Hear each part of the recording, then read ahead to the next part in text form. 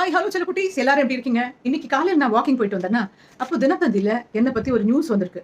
நான் எப்போதுமே ஒரு 5 நிமிஷம் நியூஸ் படிக்கிறது உண்டு, ஹெட்லைன்லாம் படிப்பேன். இன்னைக்கு என்னை பற்றி வந்தோடனே எனக்கு ரொம்ப சந்தோஷமாச்சு. என்ன போட்டிருக்காங்கன்னு பார்க்கலாமா? கடலோர கவிதைகள் படத்தின் அடுத்த பாகம் உருவானால் ரேகா மீண்டும் டீச்சராக நடிப்பாரா அப்படின்னு ஜெரால்ட் வக்கம்பட்டியிலேருந்து கேட்டிருக்காரு. அதுக்கு தினத்தந்தி சைட்லேருந்து அவங்களுடைய பதில், மூத்த டீச்சராகவோ அல்லது நகைச்சுவை ஆசிரியராக நடிக்கலாம் அப்படின்னு போட்டிருக்கு. ப்ரொஃபஸராக நடிக்கலாம்னு சொல்லி போட்டிருக்காங்க. ரொம்ப தேங்க்ஸ். ஆனால் அந்த படத்தை இன்னைக்கு வரைக்கும் எல்லாருமே ஞாபகம் வச்சிருக்காங்க. அதுக்காக நான் என்னுடைய குருக்களை நான் இந்த நிமிஷம் வரையும் நினைக்கிறது உண்டு, அவங்களுக்காக பிரார்த்தனை பண்றது உண்டு. அந்த படம் வந்து கடலோர கவிதைகள் ஜெனிஃபர் டீச்சர் நடிக்கலன்னா இன்னைக்கு நான் இங்கே இல்லை.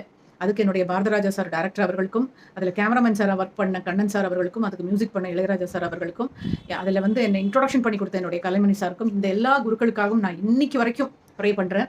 ஸோ நீங்கள் எல்லாரும் இந்த படத்து மூலமாக என்ன ஞாபகம் வச்சுருக்கீங்க. Thank you so much. அந்த மாதிரி ஒரு அபூர்வமான படம் கிடைக்கிறது ரொம்ப ரொம்ப ரேர்.